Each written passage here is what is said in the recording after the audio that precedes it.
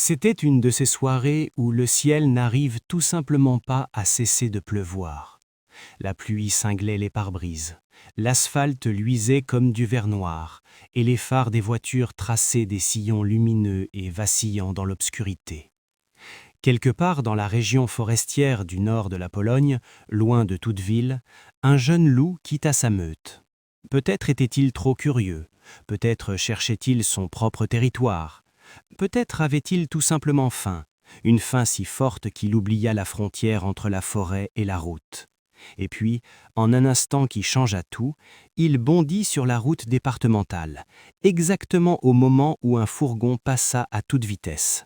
Il n'y eut aucun choc audible, seulement un gémissement étouffé, faible, puis le silence. Le véhicule ne s'arrêta pas même un instant.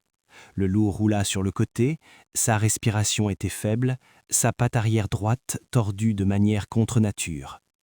Les heures passèrent, des voitures filaient, certaines si près que le souffle d'air faisait frissonner son pelage mouillé. Quelques conducteurs le virent, ils jetèrent un bref coup d'œil, haussèrent les épaules et appuyèrent à nouveau sur l'accélérateur. « Pas mon problème », pensèrent-ils probablement. Un chien errant ou un renard. Mais ce n'était pas un chien, ni un renard. C'était un loup, sauvage, fier, et maintenant totalement impuissant. La première nuit, il plut sans arrêt. Il gisait là, tremblant, les yeux mi-clos, son corps de plus en plus froid. Chaque respiration était douloureuse. Chaque tentative de mouvement envoyait des vagues de feu le long de sa patte. Le lendemain matin, la route était à nouveau animée. Tracteurs, fourgons, voitures familiales. Un garçon à l'arrière pointa le doigt vers lui et s'écria « Maman, regarde !» Mais la mère se contenta de dire « Ne regarde pas, chérie » et poursuivit sa route. Le loup ne comprenait pas pourquoi personne ne venait, pourquoi tout le monde détournait le regard. Il pensait aux forêts, aux hurlements de sa famille, à la chaleur du terrier. Et lentement, très lentement, il abandonna. Le deuxième jour, il pouvait à peine lever la tête. Sa langue était sèche, ses yeux vitreux. Il gisait comme à moitié mort.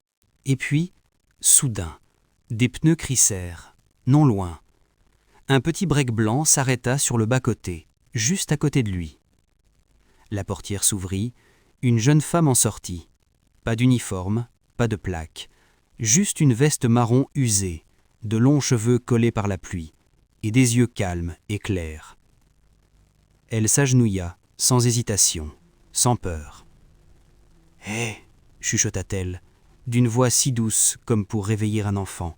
« Tu n'es pas seul. » Et à cet instant, pour la première fois depuis 2 jours, le loup cessa de trembler. Pas de froid, mais de soulagement. Prudemment, comme si elle manipulait une écuelle fragile, elle le souleva. Son corps était si léger, presque trop léger. Elle l'enveloppa dans sa propre veste, l'installa sur la banquette arrière et alluma le chauffage. Dans la voiture, il était allongé, les yeux fixés sur elle, non pas avec crainte, mais avec quelque chose qui ressemblait presque à de la confiance. Son petit cabinet se trouvait en lisière de forêt, entouré de pins et de hautes herbes.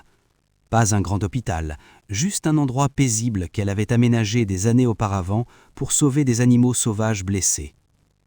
Sans beaucoup de lumière, mais avec des mains chaudes et des gestes calmes, elle radiographia sa patte. La fracture était complexe, mais pas désespérée.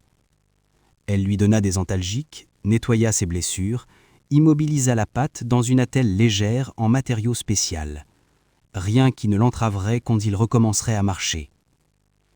Les 3 premières nuits, elle les passa sur un lit de camp à côté de son enclos, pas dans la maison, mais dehors, dans l'appentis à côté de la grande parcelle boisée clôturée qu'elle appelait l'espace de la liberté. Pas de cage, pas de barreaux, juste une haute clôture à travers laquelle le vent et l'odeur des arbres s'engouffraient. Chaque matin, elle lui apportait de la viande crue, jamais à la main, toujours dans une écuelle, pour qu'il conserve sa sauvagerie.